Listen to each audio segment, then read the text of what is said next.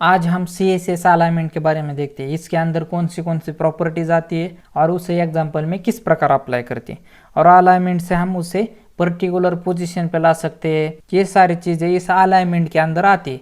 तो यहाँ पे मैं सबसे पहले सबलाइम टेक्स्ट एडिटर ओपन करता हूँ।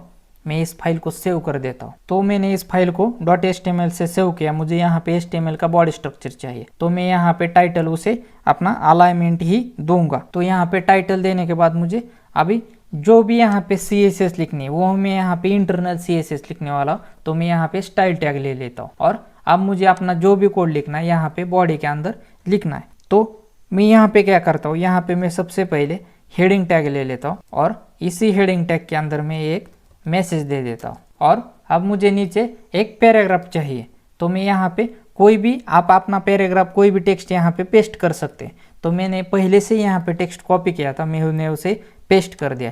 मैं यहाँ पे राइट क्लिक कर देता हूँ और एक बार रन करके देखता हूँ कि किस प्रकार हमारा आउटपुट आ रहा है, यहाँ तक हम सही है क्या नहीं है। तो यहाँ देखिए, यहाँ पे ये सिर्फ हमारे HTML में आउटपुट हमारा आ चुका है। अब मुझे यहाँ पे क्या करना है, मुझे इस HTML के हेड टैग के अंदर स्टाइल टैग में मुझे CSS लिखनी है। तो मैं यहाँ पे एलिमेंट सिलेक्टर्स लूंगा। तो मैं सबसे पहले H1 के लिए CSS लिखूंगा। तो मैं यहाँ पे दे देता हूँ टेक्स्ट अलाइन सेंटर। तो मैंने H1 के लिए CSS यहाँ पे ले ली।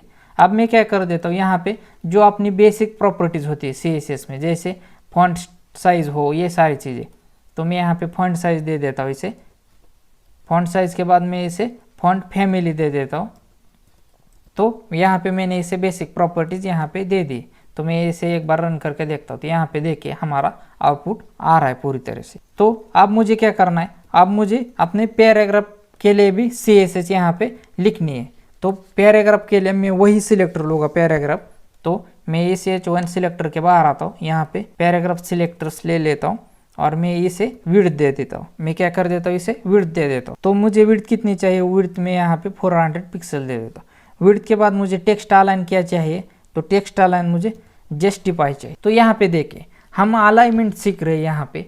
तो मैं इसे एक बार रन करके देखता हूँ। तो यहाँ पे देखें अब मैं क्या कर देता हूँ, हमारा जो आउटपुट है वो उसे हमें क्लियरली विजिबल होने के लिए, सभी चीज़ें देखने के लिए हम यहाँ पे जो हमारी बेसिक प्रॉपर्टीज़ होती है CSS में, फॉन्ट साइज और फॉन्ट फैमिली में इसे दे देता हूँ यहाँ। तो मैंने यहाँ से फॉन्ट साइज और फॉन्ट फैमिली दे दी और जो अपना ऊपर जो टाइटल है उसे भी मैं कलर दे देता हूँ, ताकि सभी चीज़ें हमें एक अच्छी तरह से रिप्रेजेंट हो। अब हम अलाइनमेंट देख रहे हैं। तो यहाँ पे अलाइनमेंट में हमने टेक्स्ट सेंटर दिया है, ये टेक्स्ट अलाइन जो है हमारी सेंटर दिया है। इस अलाइनमेंट को ही उन्होंने यहाँ पे अलाइन मीनिंग लिया है। तो जो हम टेक्स्ट अलाइन है, तो टेक्स्ट अलाइन के अंदर हमारी जो वैल्यूज होती है वो सेंटर होती है, लेफ्ट होती है, राइट होती है, जस्टिफाई होती है, और आखिर में जो कॉमन यूजफुल वैल्यूज है इनिशियल और इनहेरिट, ये दोनों भी होती है। तो इन दोनों का वीडियो आपको हमारे इस CSS ट्यूटोरियल में मिल जाएगा। तो मैं इसे सेव कर देता हूँ। तो जस्टिफाई की वजह से क्या होता है, यहाँ पे देखिए, यहाँ पे हमारा जो यह कंटेंट आपको दिख रहा है, यहाँ पे मैंने हाईलाइट किया, तो ये एक परफेक्ट फॉर्मेट में आ चुका है। यहाँ पे देखिए जो स्टार्टिंग के वर्ड से और लास्ट के एंड, तो यहाँ पे उन्होंने एक लाइन से बनाई हुई, उसी लाइन में सभी वहाँ पे जाके एंड हो रहे यहाँ पे। तो ये जस्टिफाई की वजह से होता है। अब हम यहाँ पे बात करते सेंटर की। तो यहाँ पे सेंटर की वजह से क्या होता है, जो हमारा कंटेंट है वो यहाँ पे सेंटर में आ जाता। तो यहाँ पे हमारा कंटेंट सेंटर में आ चुका है, लेकिन आप बोलेंगे यहाँ इसके नीचे क्यों नहीं आया। तो यहाँ पे हमने जो विड्थ है वो हमें 400 पिक्सल कर दी। तो मैं इसे ऑटो पे रख देता हूँ और आप देखिए यहाँ पे मैं इसे रन कर देता हूँ। ये उन्होंने ब्राउजर की साइज ले ली। तो ये इस तरह से यहाँ पे ये कंटेंट हमारा फॉर्मेट में आ चुका है। मैं इस विड्थ को यहाँ से निकाल ही देता हूँ एक बार इसे। तो ये हमारा सेंटर में टेक्स्ट आ चुका है। जैसे मैं इसे मिनिमाइज करूँ, तो यहाँ पे देखिए जैसे मैं मिनिमाइज करने लगूंगा तो वो टेक्स्ट भी उस जो ब्राउजर की साइज है वो लेगा, क्योंकि ब्राउजर ने बाय डिफॉल्ट इसे विड्थ ऑटो दे दी है। तो ये हो गए हमारी अलाइनमेंट की प्रॉपर्टीज। अब मैं यहाँ पे क्या कर देता हूँ, अब मैं इसके अंदर में इसे सबसे पहले इनिशियल कर देता हूँ। तो इनिशियल की वजह से क्या होता है, तो इनिशियल की वजह से वो डिफॉल्ट जो ब्राउजर की वैल्यूज है वो लेगा। तो यहाँ पे देखिए, यहाँ पे आपको चेंजेस रिफ्लेक्ट हुए कि उन्होंने इनिशियल की वजह से ब्राउजर में जो डिफॉल्ट सेट की होती है वो ले ली। अब मैं यहाँ पे इसे इनहेरिट कर देता हूँ। इनहेरिट मैंने इसे सेव कर दिया और एक बार मैं इसे ब्राउजर में जाके रन करके देख। तो यहाँ पे देखिए, यहाँ पे अभी कोई चेंजेस नहीं हो रहा। अभी क्यों चेंजेस नहीं हो रहा? क्योंकि इनहेरिट जो होता है वो पेरेंट की चीज़ें लेता है, और यहाँ पे हमने पेरेंट को अभी तक कोई भी CSS नहीं लगा लिया। जो अभी हम लिख रहे हैं वो सेपरेटली लिख रहे हैं। तो जैसे ही मैं यहाँ पे इस बॉडी के अंदर आता हूँ और मैं यहाँ पे स्टाइल, यहाँ पे मैं स्टाइल ले लेता हूँ, यहाँ पे मैं इनलाइन CSS का यूज़ कर देता हूँ, और मैं सिंपली कलर इक्वल टू मैं यहाँ पे रेड कर देता हूँ। अब यहाँ पे देखिए कि ये सारी चीज़ें किस प्रकार वर्क होती। तो यहाँ पे देखिए, जो हमने हेडिंग लिया था वो अपनी इंटरनल CSS का एक्सेस कर रहा है, लेकिन जो हमने पैराग्राफ के लिए यहाँ पे CSS लिखी थी वो जो पेरेंट है बॉडी के अंदर ये चीज़ है। तो मैं यहाँ पे जो कलर है अपना ब्लैक दे देता हूँ। तो मैंने यहाँ पे अपने पैराग्राफ टेक्स्ट के अंदर जितना भी टेक्स्ट है इसे कलर ब्लैक ले लिया। तो यहाँ पे मैं इसे रन कर देता हूँ, देखिए इसने ब्लैक ले लिया। तो ये सारी चीज़ें होती है। अब हम इसे कहीं इसे ड्यू टैग के अंदर डालेंगे इस स्टाइल को, तो ड्यू टैग के हमारे, तो मैं इसे एक बार कट कर देता हूँ और मैं यहाँ पे एक सिंपली ड्यू टैग ले लेता हूँ, और इसी ड्यू टैग के अंदर मैं इस इंटरनल इनलाइन CSS को अप्लाई कर देता हूँ, और मैं पैराग्राफ टैग जहाँ पे क्लोज होता है उसके बाहर में इस ड्यू टैग को क्लोज कर देता हूँ, और मैं यहाँ पे अप्लाई कर देता हूँ। तो ये हमने देखा। तो मैं इसे अब यहाँ से स्टाइल को यहाँ से निकाल देता हूँ, और जो यहाँ पे कलर लिया था मैं इसे भी निकाल देता हूँ, क्योंकि बाय डिफ़ॉल्ट ब्लैक रहता है। ये हमने देखा कि जो टेक्स्ट अलाइन है उसे सेंटर, लेफ्ट, राइट में कैसे दे सकते हैं। अब मैं यहाँ पे टेक्स्ट अलाइन इसे राइट में दे देता हूँ, यहाँ पे मैं राइट कर देता हूँ। तो अब यहाँ पे देखिए, यहाँ पे सारी चीज़ें राइट में चली जाएंगी। आप इसी प्रकार उसे लेफ्ट भी कर सकते हैं। तो ये हमारी चीज़ें यहाँ पे आती है इस टेक्स्ट अलाइन के अंदर। अब हम बात करते हैं मार्जिन की तरफ, हम मूव करते हैं। तो मार्जिन से भी हम अलाइनमेंट उसे सेट कर सकते हैं।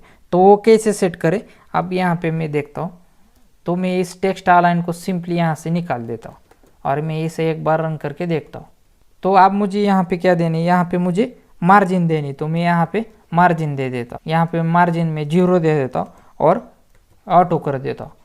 तो अब 0 किसके लिए और ऑटो किसके लिए, ये क्वेश्चन आता है।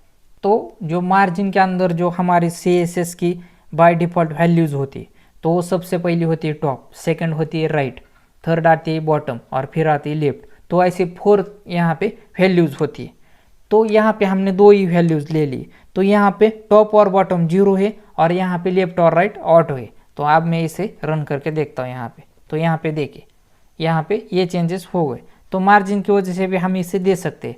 और अभी इसका फ़ायदा क्या है, तो जब भी मैं ब्राउज़र मिनिमाइज करूँ, ये जो हमारा कंटेंट है वो उस हिसाब से ही साइज लेगा। तो ये ऑटो की वजह से हम यहाँ पे इसके चेंजेस यहाँ पे नज़र आ रहे। तो मैं अभी यहाँ पे क्या कर देता हूँ, मैं यहाँ पे बैकग्राउंड दे देता हूँ।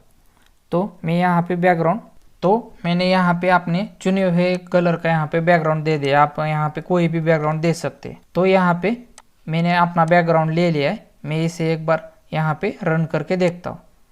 तो मैं यहाँ पे इसे रन कर देता हूँ। यहाँ पे देखिए, ये बैकग्राउंड इस तरह से आ रहा है। मैं इसे मिनिमाइज कर देता हूँ, तो ये बैकग्राउंड हमारा बढ़ रहा है। तो ये सारी चीज़ें आती है क्योंकि हमने बैकग्राउंड दिया है, और जो साइजेस है वो हमने यहाँ पे ऑटो दी है। जो लेफ्ट राइट है वो हमने ऑटो दिया, और टॉप बॉटम हमने 0 कर दी। तो मैं यहाँ पे 0 की जगह यहाँ पे भी मैं ऑटो कर देता हूँ। एक बार देखता हूँ कि ये सारी चीज़ें होती कैसी होती। तो यहाँ पे देखिए, तो आपको हर एक चीज़ यहाँ पे मैं इसे निकाल देता हूँ। आपको हर एक चीज़ यहाँ पे करके देखनी है खुद की तरफ से कि क्या चेंजेस होते, तभी आपको ये सारी चीज़ें अंडरस्टैंड होगी। तो अब हम सबसे इम्पोर्टेंट प्रॉपर्टी की तरफ मूव करते हैं। तो यहाँ पे मैं क्या कर देता हूँ, अब हम सबसे इम्पोर्टेंट प्रॉपर्टी की तरफ मूव करते हैं। तो यहाँ पे मैं उस प्रॉपर्टी का नेम है फ्लोट। फ्लोट हम राइट और लेफ्ट दे सकते हैं। तो फ्लोट नाम के हमारे CSS में प्रॉपर्टीज है। तो मैं इसे सिंपली क्या कर देता हूँ, मैं यहाँ पे जो मैंने HTML के अंदर कोड लिया था मैं इसे रिमूव कर देता हूँ, और मैं यहाँ पे ड्यू टैग ले लेता हूँ, और इसी ड्यू टैग के अंदर मैं अपना कुछ टेक्स्ट यहाँ पे लिख देता हूँ। तो मैं यहाँ पे एक मैसेज दे देता हूँ। मैं इसी को सिंपली कॉपी कर देता हूँ और एक बार इसे नीचे पेस्ट कर देता हूँ। आप देखिए इसे मैंने पेस्ट क्यों किया, तो अब आपको सारी बातें यहाँ पे पता चलेंगी। तो मैं इस ड्यू टैग के अंदर आता हूँ। मुझे 2 क्लासेस चाहिए अपनी इंटरनल CSS में। तो मैं यहाँ पे क्लास ले लेता हूँ। मैं सबसे पहला क्लास दे देता हूँ यहाँ पे रेड, और सेकंड ड्यू टैग के अंदर आता हूँ। मैं यहाँ पे क्लास दे देता हूँ, और यहाँ पे मैं दे देता हूँ ग्रीन। तो यहाँ पे मैंने क्लासेस लिए तो ऑब्वियसली मुझे उस क्लासेस की यहाँ पे CSS लिखनी पड़ेगी। तो मैं यहाँ पे जो मैंने CSS लिखी थी तो मैं ये सारे CSS को यहाँ से निकाल देता हूँ और मुझे यहाँ पे मैं सबसे पहले ड्यू टैग का एलिमेंट्स लूंगा सिलेक्टर में, यहाँ पे विड्थ दे देता हूँ। तो विड्थ में यहाँ पे 200 पिक्सल दे देता हूँ। विड्थ के बाद मुझे यहाँ पे पैडिंग चाहिए तो मैं यहाँ पे पैडिंग 10 पिक्सल दे देता हूँ। तो विड्थ में थोड़ी सी यहाँ पे बढ़ा देता हूँ, ऐसे में 400 कर देता हूँ। तो ये हो गई ड्यू की बारी। ड्यू के बाद में यहाँ पे जो अपना रेड क्लास लिया है तो उसके लिए मैं यहाँ पे ड्यू और डॉट CSS लिख रहा हूँ।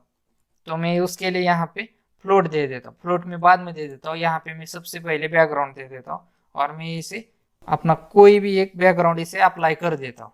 तो ये कोई फिर मुझे ड्यू डॉट ग्रीन के लिए यहाँ पे CSS लिखनी पड़ेगी। तो मैं यहाँ पे इसे भी मुझे बैकग्राउंड देना है तो मैं यहाँ पे इसे बैकग्राउंड दे देता हूँ। तो मैं इसे सेव कर देता हूँ और एक बार ब्राउजर में जाके रन करके देखता हूँ। तो ये हमारा पुराना है, अब मैं इसे रन करता हूँ। तो यहाँ पे देखिए वेलकम टू टेक एडोमेट चैनल, ये दोनों चीजें यहाँ पे आ चुकी। लेकिन अब हम अपनी जो मेन प्रॉपर्टी है फ्लोट ये देखनी कि ये किस प्रकार वर्क करती है।